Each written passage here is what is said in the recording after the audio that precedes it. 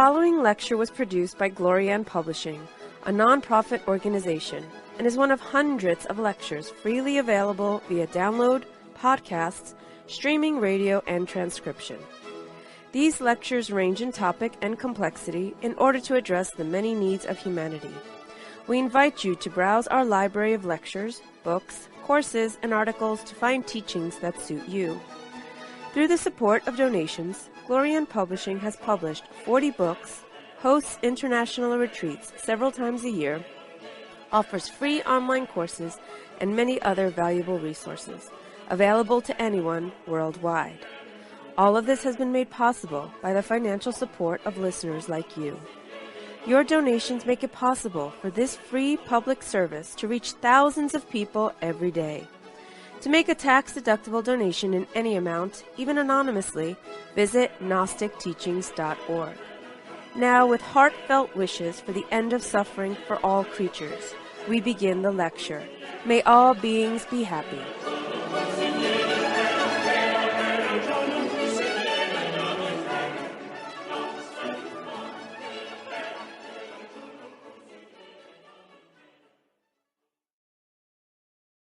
The sidereal year exists as well as the terrestrial year. We understand that the terrestrial year is the movement of the earth around the sun that endures a period of 365 days. The terrestrial year has 4 seasons: spring, summer, autumn, and winter. The sidereal year also exists, lasting for approximately 26,000 terrestrial years.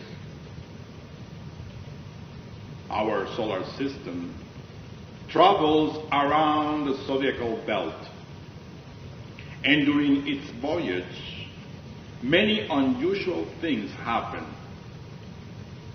The solar system returns to its original point of departure after completing its voyage around the zodiacal belt, thus concluding the sidereal year. The sidereal year also has its 4 seasons: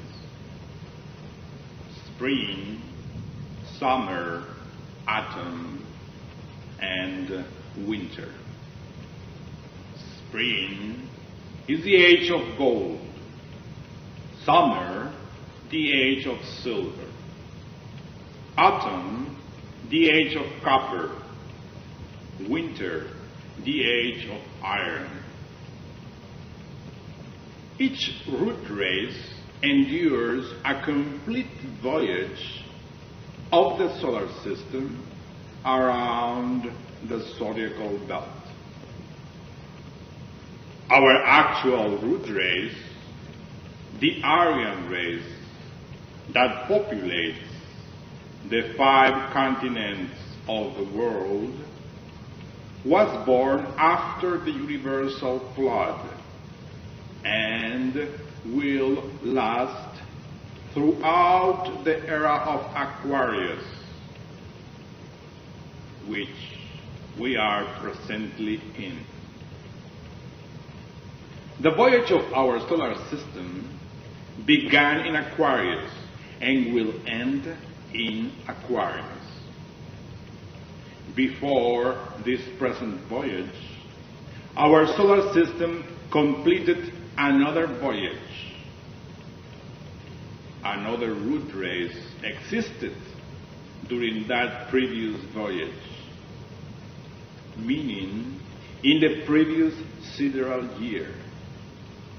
I would like to emphatically refer to the race that inhabited the lost continent of Atlantis.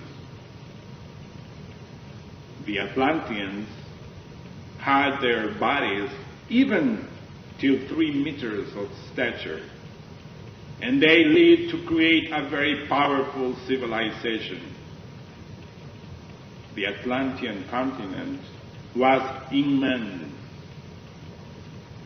It extended from the south to the north, from the austral regions to the septentrional ones. The Atlantean race had its four seasons, or ages.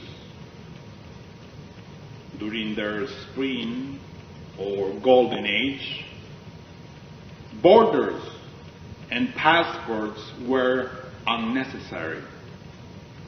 Frontiers did not exist, and everywhere there was love among humanity. Innocence reigned upon the face of the earth. One who knew how to play the lyre could shake the universe with its melodies.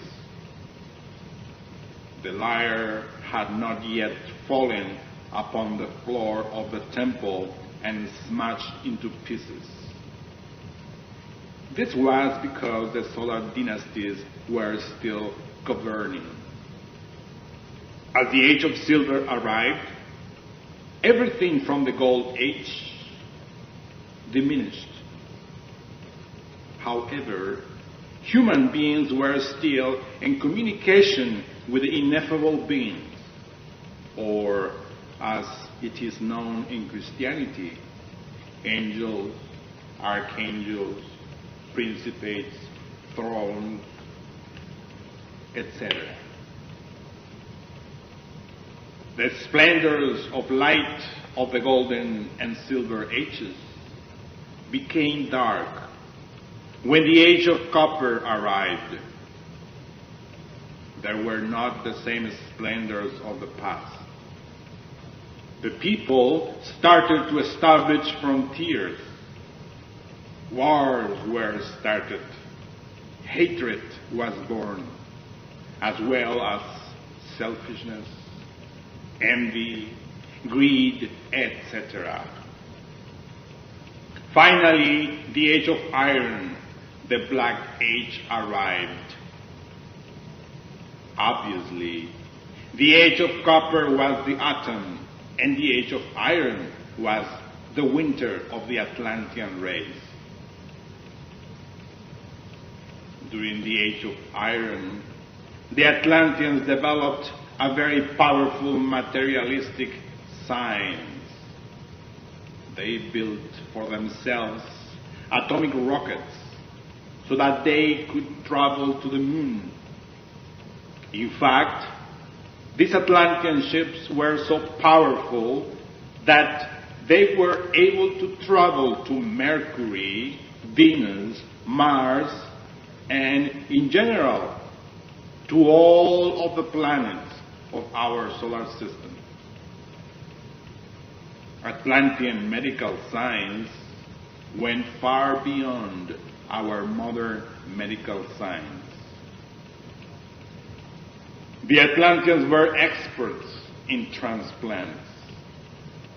They transplanted not only viscera like the heart, kidneys, pancreas, etc., but furthermore, they could transplant brains. The transplanting of brains was the breaking point of the science of transplants. Because of this science, a person could keep themselves alive for many centuries, in many bodies, without interruption, simply by transplanting their brain from one organism to another one. The Atlantean science was indeed formidable. Presently, in the Himalayas, there are many hidden caverns containing certain medical apparatuses that are being preserved in order to transmit telepathically knowledge that can help human beings. From this, we can see that the Atlanteans did not need to be bookworms in order to receive knowledge. The lightning systems used in Atlantean structures was atomic. Those hidden caverns of the Himalayas and others in Asia are lit with the atomic lamps of the Atlanteans. The Atlanteans utilized solar energy as well. The Atlanteans were not just scientists, they were magicians. Sadly, many of them developed their magical powers purely for the source of evil. The Atlanteans were clairvoyant, and it is obvious that through this sense they could see not only the third dimension, but furthermore, they could see into the fourth dimension and even the fifth, the sixth, and the seventh dimension. The Atlanteans knew very well that the elementals of fire, water, air, and earth were sentient beings of nature, just like human beings, but unlike human beings. The elementals are entirely innocent. The elementals of nature are those that in the tales of children are called salamanders, sylphs, fairies, and gnomes, etc. They were a tremendous reality for them. With this knowledge, they were able to create a mechanical robot and endow it with an immortal and intelligent elemental by taking possession of those creatures which are invisible to the ordinary senses. These robots were in fact converted into intelligent androids whose purpose was to serve their masters. The most powerful rite of Atlantis was the rite of the god Neptune. This rite lasted for many centuries. However, when the Atlanteans ignored the laws of the god Neptune, their society began to degenerate.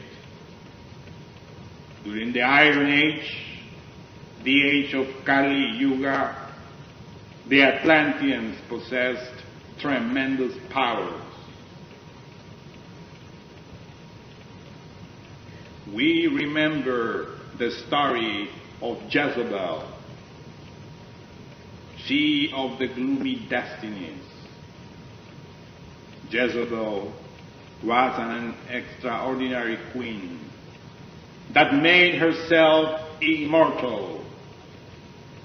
When this queen found her glands becoming old or sick, she would have her doctors immediately remove the glands that were atrophied in herself. Her doctors would extract these glands and replace them with others. The Atlanteans not only handled the endocrinology, but furthermore, they knew that the glands of internal secretion are related with the tattvas, meaning with the subtle forces of nature, because Atlantean physicians understood the vibrations of the tattvas. They knew how to use them. So this is how Jezebel, she of the gloomy destinies, lived for thousands of years.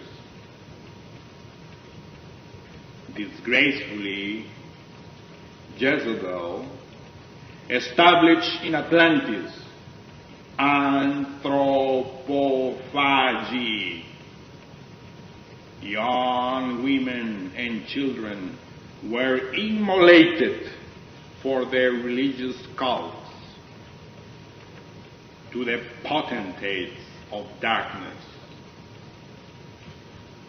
However, before the people were sacrificed, they were brought into the laboratory in order to extract from them the heart and the glands for the service of Jezebel. Afterwards, the multitudes threw themselves upon the corpse in order to devour the flesh. The Atlanteans had degenerated a great deal and had now started using their awesome powers for evil and anthropophagy. Their magical signs became black. And with these changes came horrible devices. The Atlanteans could now create a mental monster which will crystallize into existence through willpower and would be fed blood to stay alive. The last days of Atlantis were both frightening and apocalyptic. Their beautiful cities were destroyed by their atomic wars. And finally, the solar system had completed its voyage around the zodiacal belt. When this happened, there was a great disturbance in the axis of the Earth. The oceans were completely displaced by changing their beds. Those cold points on the Earth that we refer to as the poles were converted into equator. And the equator into the pole. Millions of people perished. And all of the powerful cities of Atlantis submerged within the ocean that now bears its name. Still we remember at this very moment the story of the multitude which invaded a certain temple amongst the earthquakes, whilst everything was inundated with fire and water. The desperate people cried unto the great priest, Ramu, and they cried out to him, Ramu, save us. And Ramu appeared before the multitude, saying, the truth of it was predicted unto you many times, and now is too late. You will perish with your women, your slaves, and your children. And if the future race follows your example, they shall perish as well. It is said by tradition that the last words of Ramu were suffocated by the smoke and the flames. 3 great earthquakes sank the Atlantean continent within the boisterous waves of the ocean that has its name. When that incredible catastrophe finally concluded, the new root race began. Obviously, there was a group of people that escaped from within the multitudes before this catastrophic event took place. It is said in the traditional story that a great master named Vaisvasvata, the biblical Noah, undoubtedly called the people together in order to tell them what was going to happen. But of course, the people did not believe him. They mocked him and laughed in his face. So the evening before the great catastrophe, people were eating and drinking, marrying and giving in marriage, not ever suspecting that the very next day they would be beneath the sea in an oceanic grave. The holy beings who are directing the destiny of humanity warned the master Manu Vaisvasvata of the coming destruction so that he might be able to save his brothers and sisters before the Atlantean continent submerged within the ocean. The great Manu knew what to do in order to escape in time. They escaped in the night. During these times, the lords with the tenebrous countenance, owners of those very powerful androids that we spoke of earlier, also had ownership of supersonic planes for the purpose of space travel. The leaders of the select people of the masters Manu Vaisvasvata took possession of some of these planes during the night and destroyed the rest. When the perverse dwellers of the land awoke from their dreams the next day, they noticed with extreme astonishment that the waters of the ocean were invading their lands.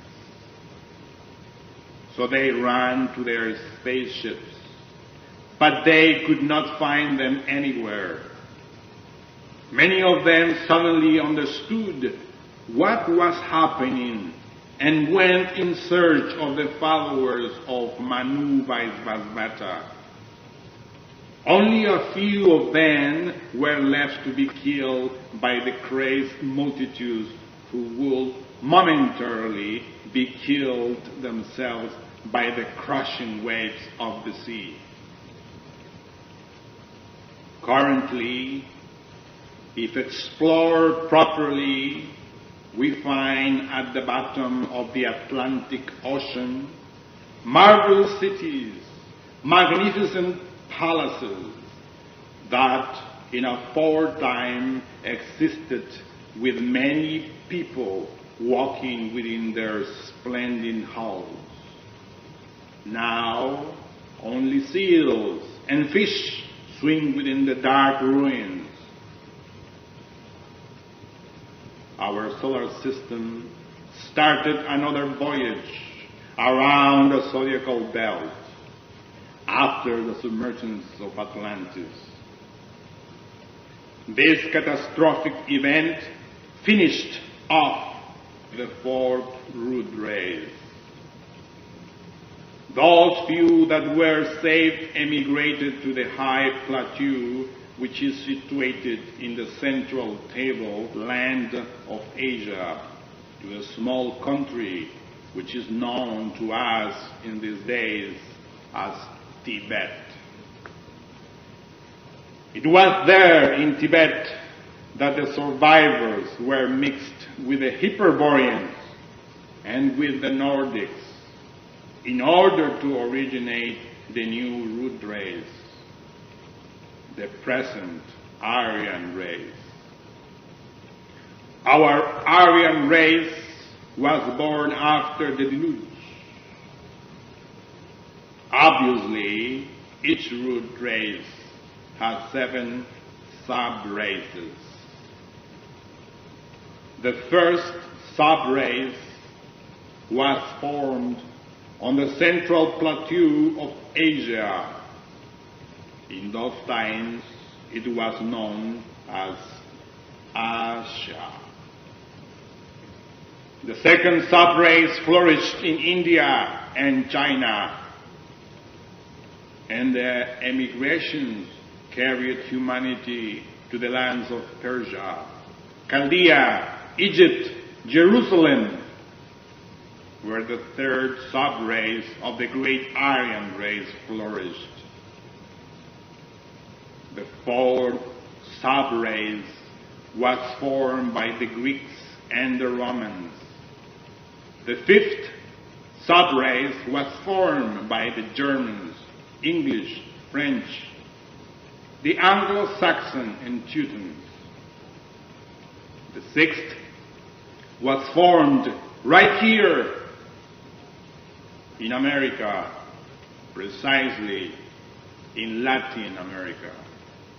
We know very well that here in America, from Mexico, Central America, and South America, many survivors of Atlantis came. The Nahuals, the Zapotecas, the Toltecas, etc. All of these ancestors of the people of America, like the Mayans, were living in Yucatan, Honduras, and in Central America. However, the Aztecs, also known as the Nahuas, advanced throughout the land of Central America because they were warriors. Finally, arriving into the land of Panama. In South America existed the Incas and their powerful civilization.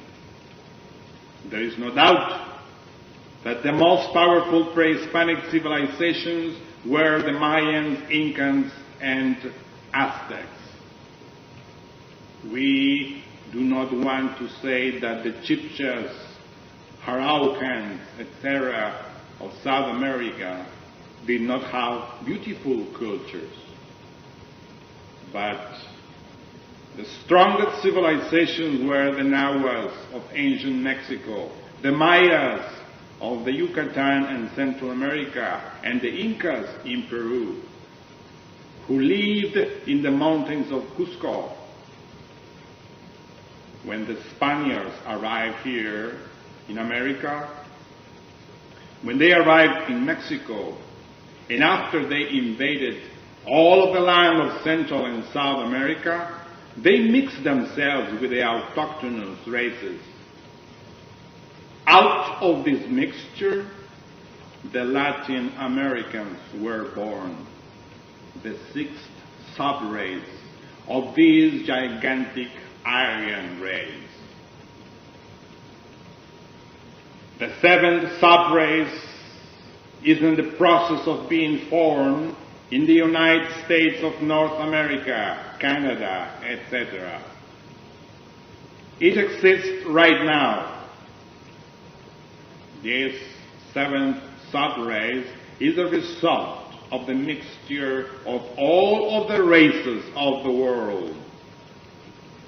We have stated that a race lasts as long as the voyage of the sun lasts in its travel around the zodiacal belt.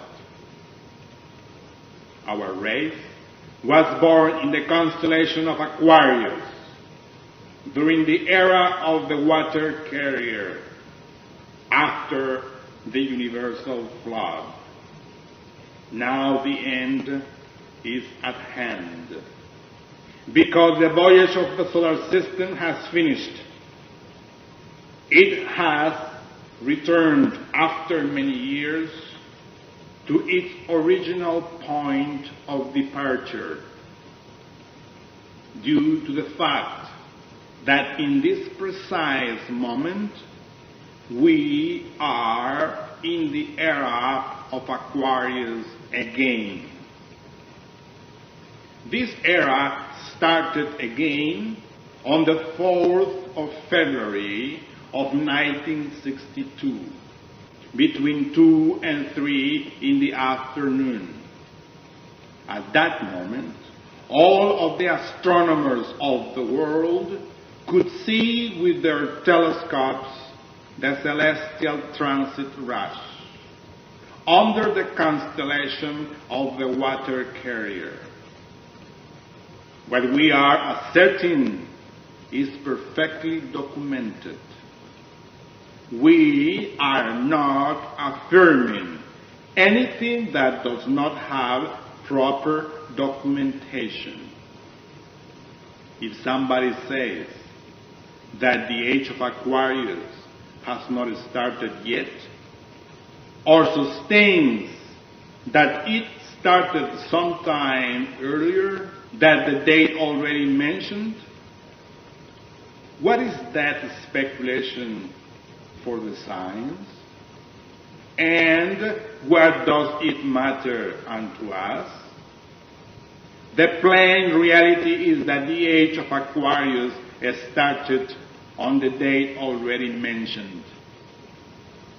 And this phenomena was seen in all of the countries of the world by all of the scientists, astronomers, astrologers, etc.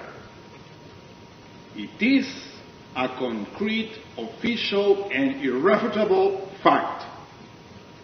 There was, during that date, a solar and a lunar eclipse that some of you might remember. Cosmically speaking, only a few degrees are needed then in order for the solar system, which is presently in Aquarius, to arrive exactly at the original point of its initial departure. The poles of the Earth are shifted during the voyage of the solar system around the zodiacal belt. If right now we were to take a plane to the North Pole, guided exclusively by the magnetic needle of a compass, descending vertically to the land of the North Pole, we will see that the pole is no longer there, meaning the geographic pole does not coincide with the magnetic pole because the poles of the Earth are being shifted. And eventually these poles will convert themselves into equator, and the equator into the pole. This will happen when our solar system concludes its definitive voyage around the zodiacal belt. When we arrive to the exact degree of original departure, these continents will submerge themselves into the bottom of the ocean. An unusual event is going to accelerate or help this process of swift change to the axis of the Earth. We want to refer to the planet of Hercule. This planet, Hercule, is 6 times bigger than the planet Jupiter. It belongs to the distant solar system of T-Law. This solar system is rapidly approaching the Earth. Modern astronomers have before their sight the powerful planet Hercule, or as it is called in modern science, the Barnard star. This planet is a powerful giant that will pass through an angle of our solar system. When this happens, the revolution of the axis of the Earth will accelerate violently. Then the final catastrophe will occur. Some scientists believe that they will be able to push this monstrous planet away with nuclear explosions. But this will be useless. it will be impossible to push this tremendous mass of a planet out of the way with mere nuclear bombs. This same planet finished off Atlantis. And before Atlantis existed, it finished off another continent. We know very well that the continent of Mu, or Lemuria, sank within the waters of the boisterous Pacific Ocean throughout 10,000 years of earthquakes and incessant volcanic eruptions. When Columbus passed during the end of the Kali Yuga of the Atlantean continent, always through an angle of our solar system, then the universal flood occurred, causing displacement in all of the seabeds. It was the end of Atlantis. The Caribbean islands are remains of Atlantis. Easter Island, of the coast of Chile and Australia, are remains of the Lemurian continent as well. So then, when Columbus passed through an angle of our solar system again, you can be absolutely sure that another great catastrophe will occur. This indicates that the destruction that is approaching is not the first time, nor will it be the last. If we study very carefully the solar stone of the Aztecs, the famous Aztec calendar, we will find there an extraordinary wisdom. The Nahuatl say that the children of the first son were devoured by tigers. They say that the children of the second son were cleared away by strong hurricanes. And they converted themselves into apes or monkeys. They say that the children of the third son perished by the fire and great earthquakes, and they transformed into birds. They say that the children of the fourth son were swallowed by the waters, and that they converted themselves into fish.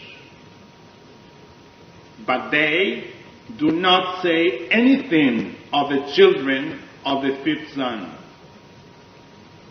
meaning they do not say anything about ourselves in the past. They do not say how they perish, because we are the children of the fifth son. They are now speaking of the future, and they say how we will most certainly perish. The wise men that told all of the destinies of the races of the past also prognosticate for the future when they say that the children of the fifth son will perish by the fire and earthquakes. They also affirm that in the epoch of the fifth son, our present epoch, the gods will be dead, meaning that the worship of the solar gods will be abandoned. This has already been fulfilled. We know very well that everybody in this epoch mock the ancient civilizations of this present Aryan race. But the Nahuatl in the Aztec calendar made an emphasis when they said on this calendar that in the epoch of the sixth sun, the gods will resurrect. They also say that in the epoch of the seventh sun, everything will be divine. Let us talk about the children of the first sun. The people of the first sun were people that lived on a primordial land more than 300 million years ago on the protoplasmatic continent. It is stated that they were devoured by the tigers, meaning that they were children of wisdom. They were the protoplasmatic race.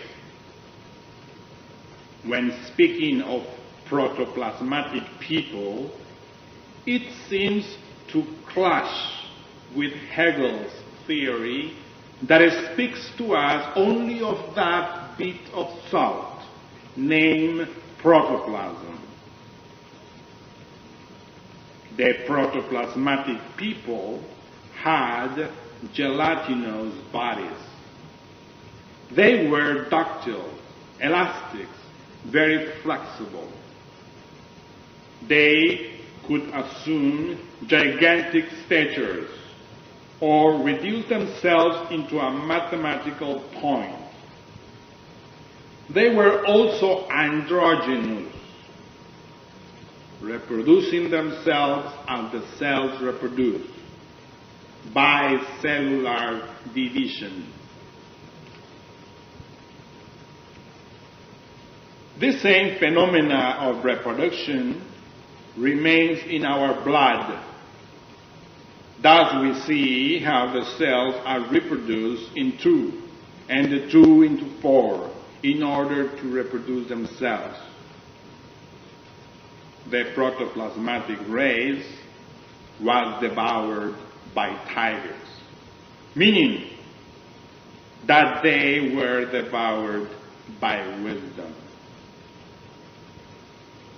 When they talk about the children of the second sun, they say that they were cleared away by strong hurricanes.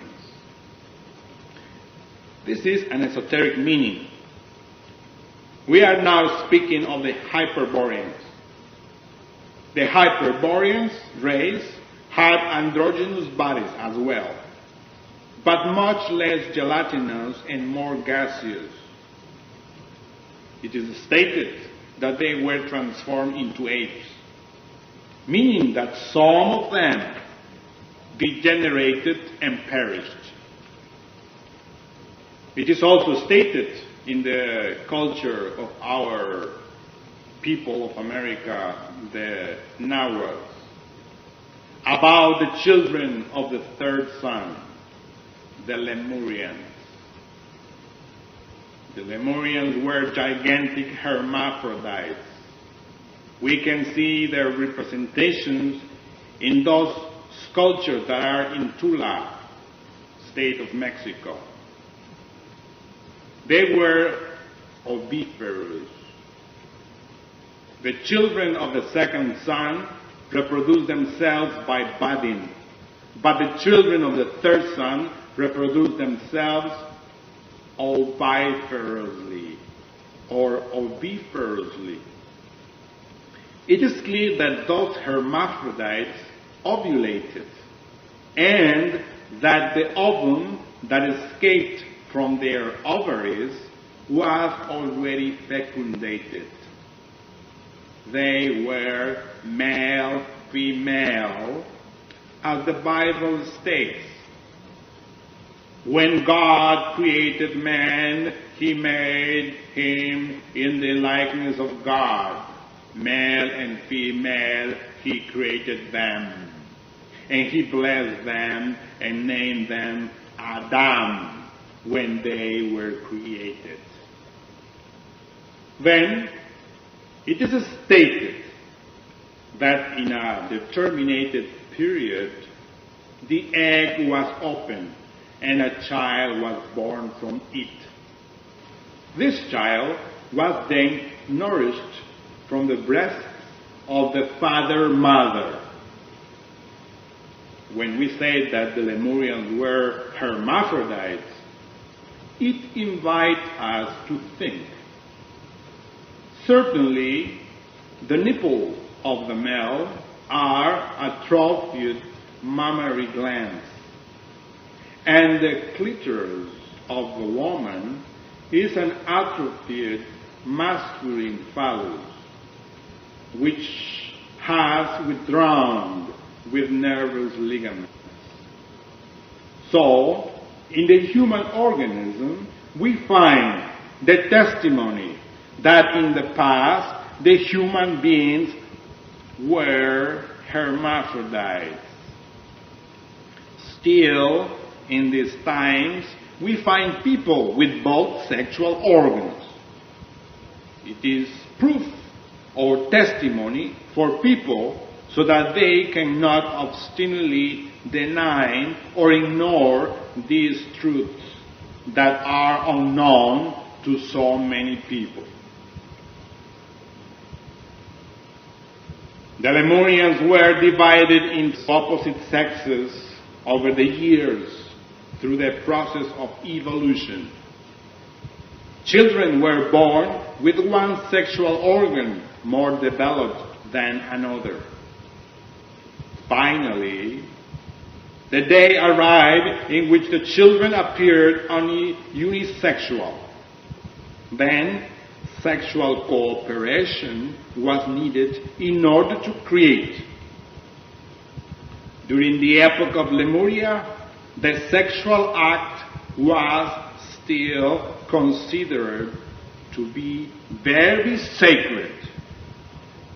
It was only performed as a sacrament within the great temples of mysteries.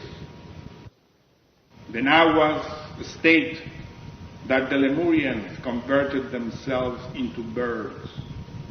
I tell you as a testimony of this, that in Bolivia, South America, people discovered a small race of what we would call Lilliputs. They had only 10 or 20 centimeters of stature. Tiny men and women who inhabited a small town. It resembled a doll town or toys for children. These tiny beings disappeared one night by placing themselves into the fourth dimension and transporting themselves to another, safer place. They had to escape as they were afraid of becoming a public freak show. Many people were trying to get to see them before their escape.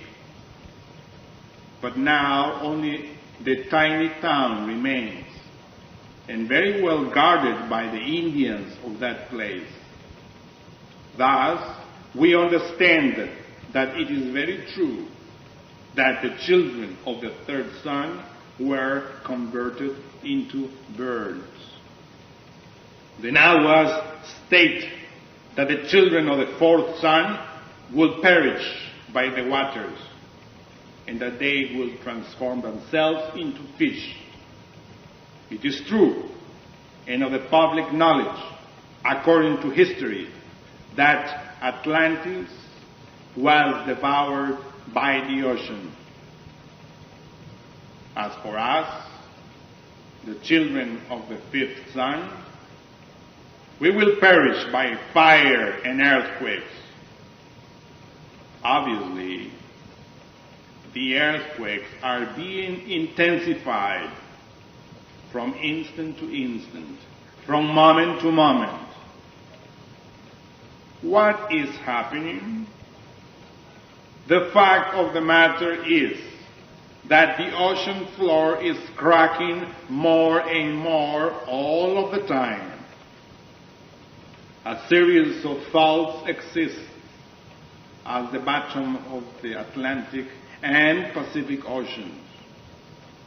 Many of those faults are so deep that the ocean water is coming into contact with the magma of the interior of the earth, causing steam and creating immense pressure.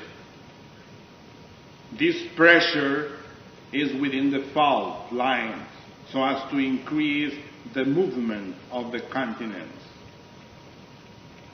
This is the secret cause of so many earthquakes that are currently destroying so many cities of the world, filling the people of all nations with tears, pain, and mourning.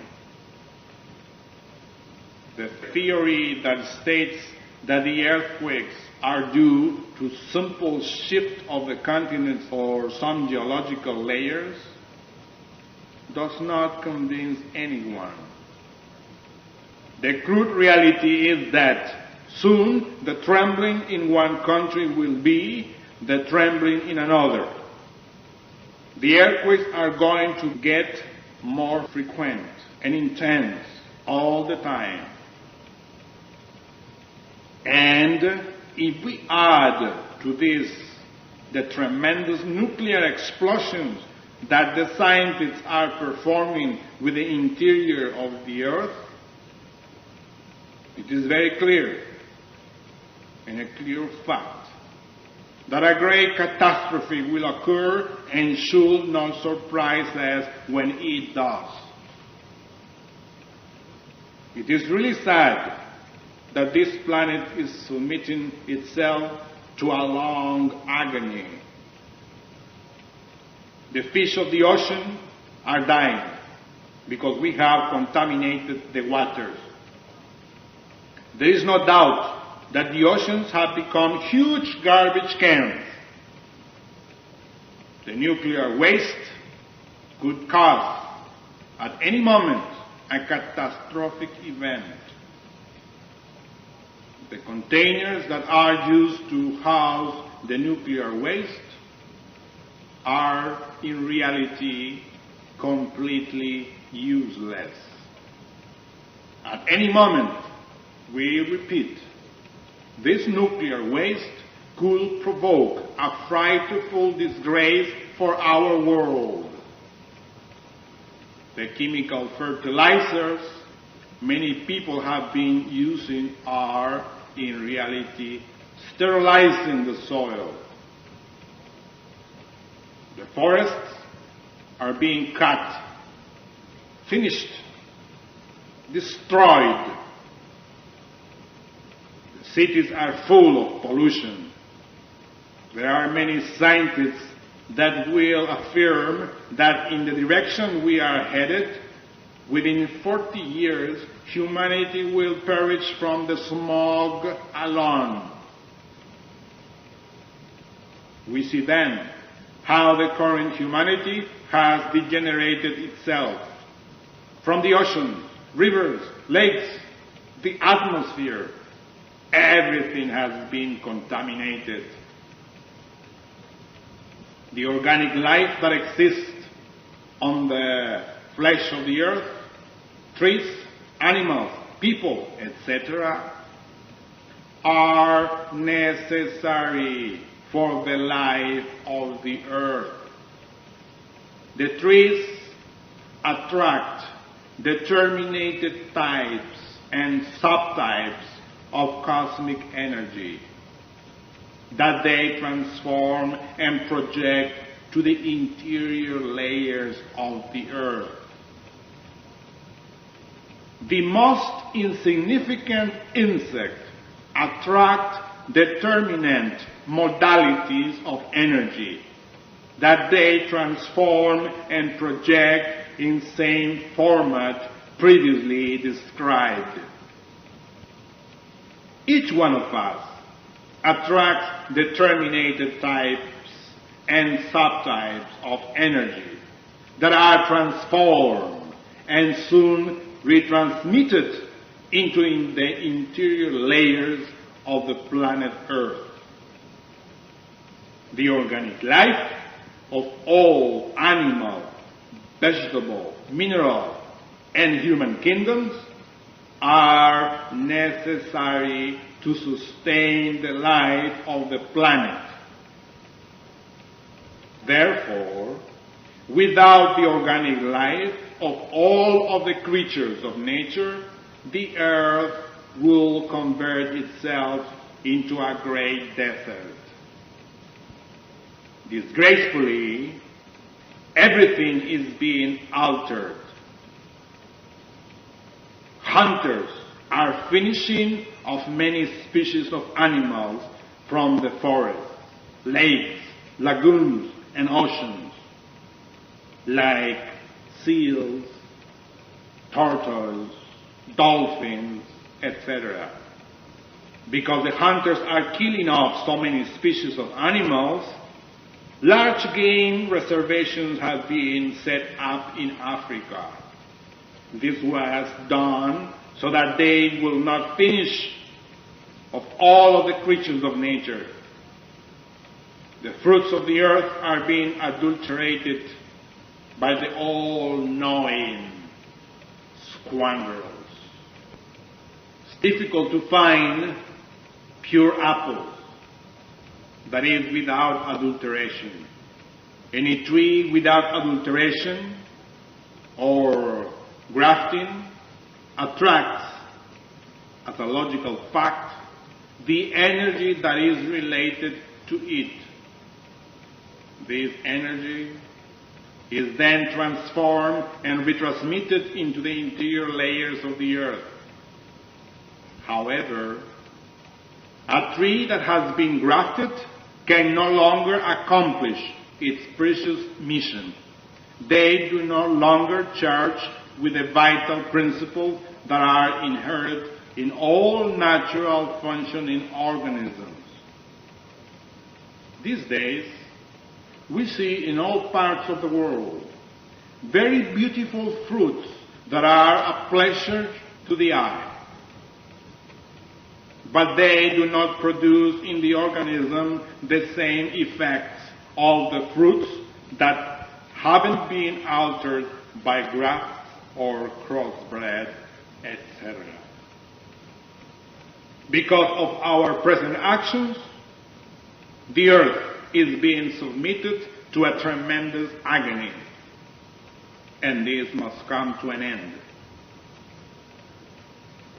Nostradamus, the great astrologist who lived in the Middle Ages, asseverates that in the year 1999, her Columbus will pass close to the earth. And he clarified this in his prophecies, saying, "Then we will see like two suns." And he emphasized that the consequence of this will be the end of this present Aryan race that populates all of the 5 continents of the world. It is obvious that this race must come to an end. In our past, there have been 2 world wars. The war of 1914 to 1918, and the war of 1939 to 1945. But a 3rd World War is coming that will be more devastating than the first or the second. As far as the human being is concerned, people are full of hatred. As long as people carry within their interior the factors that produce war, there will always be wars. It is coming into my memory at this very moment, Daniel, the prophet.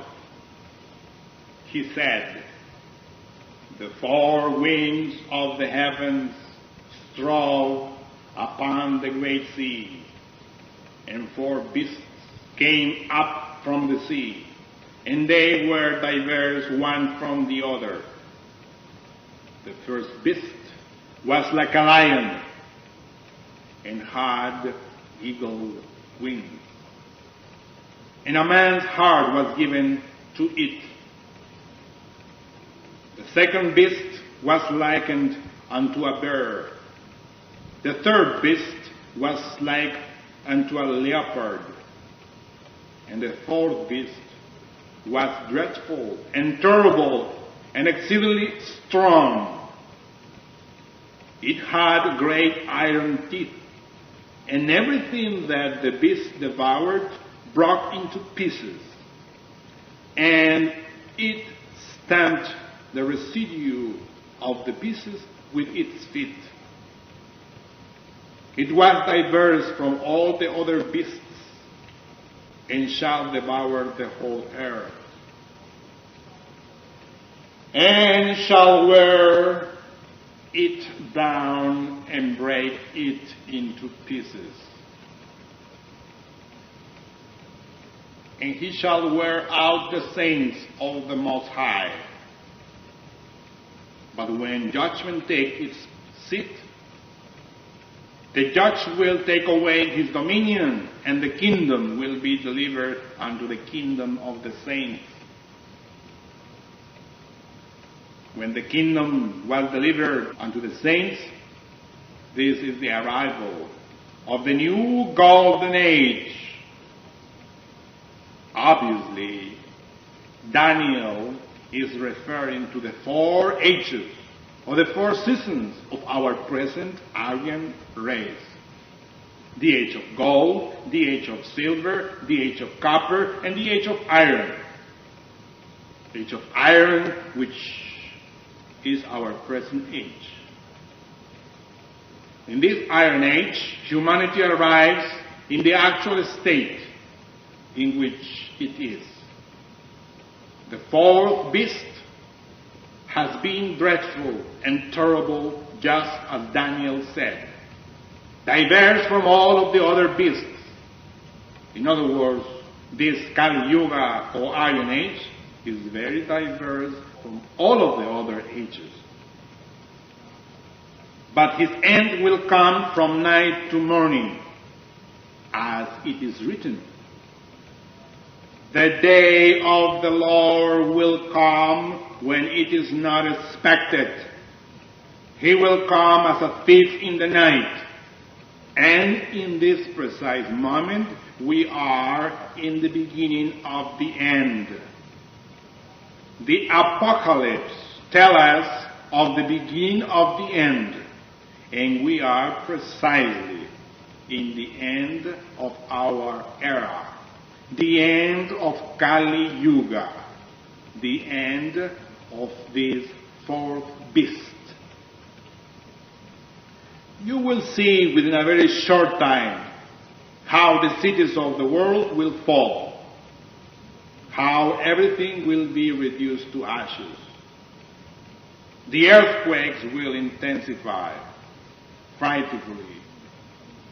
Each time will shake the earth more and more powerful.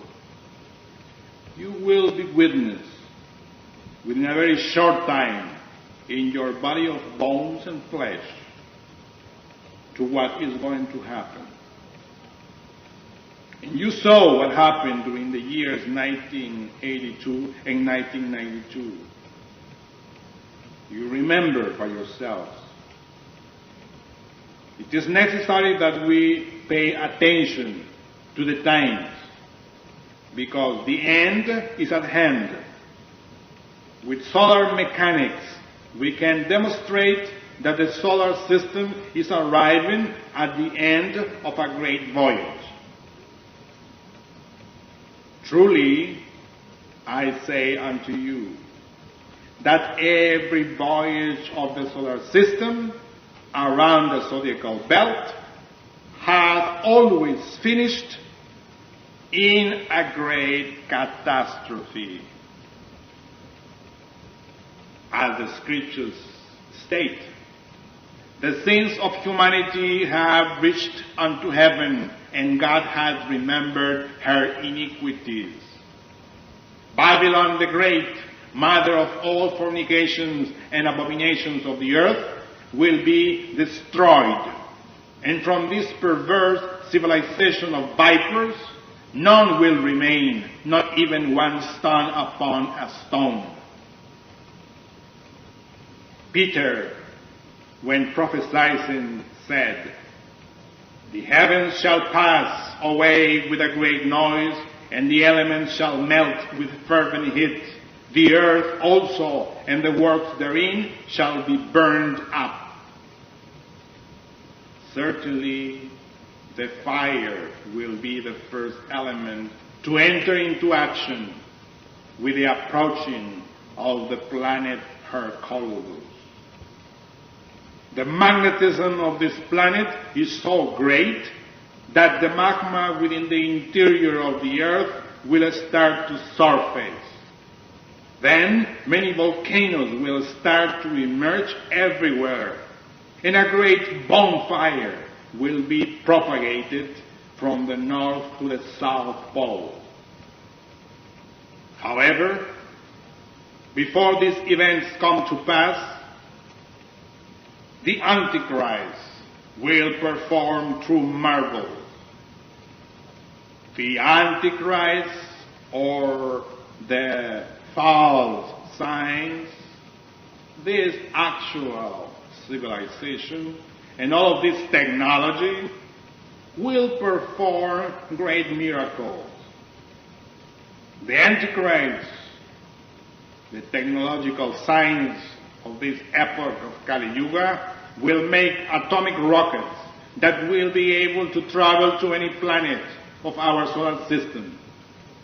Frightening weapons will be invented, and all of the people will kneel to the ground, worshipping the great beast, and they will say, "There is nothing like this official science.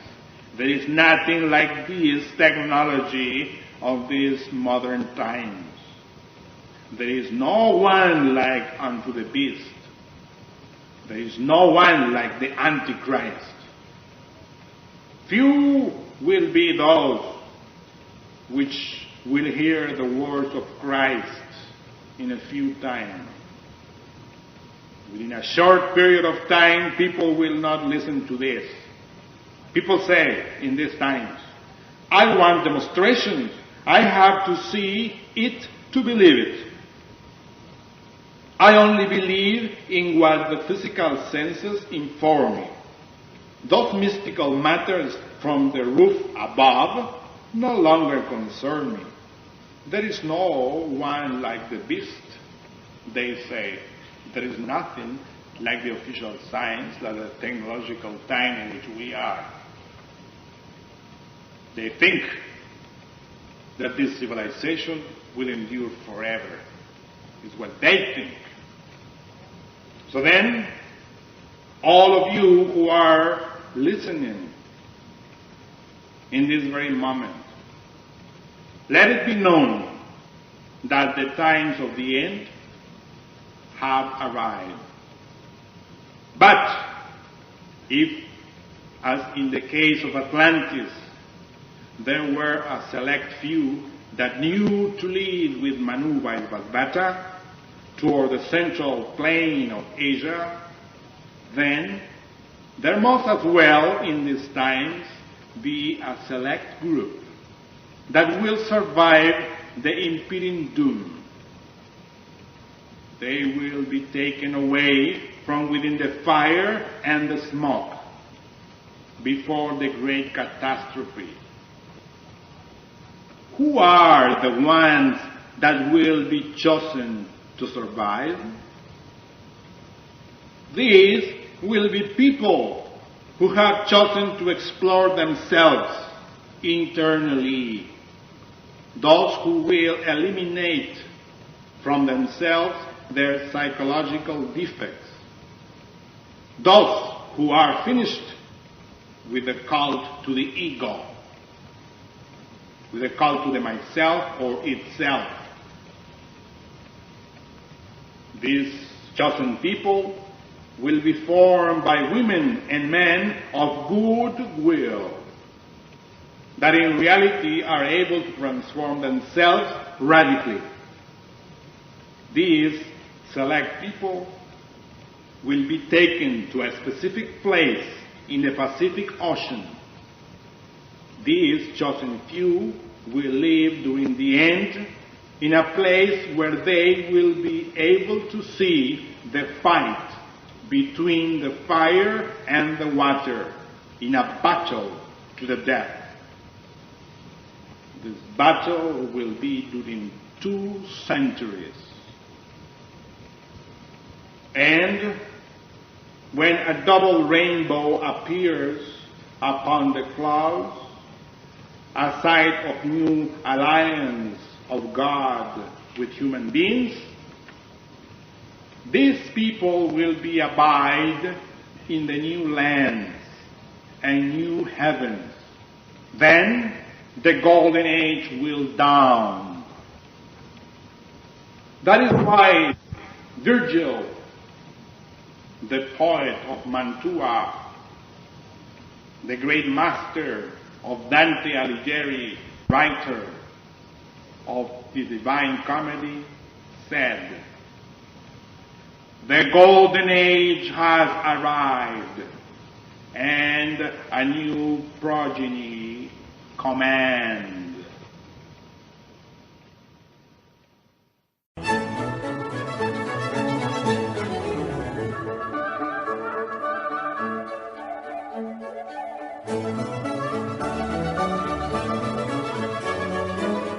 To learn more about what you learned in this lecture, we invite you to explore the books published by Glorian Publishing, available from booksellers worldwide.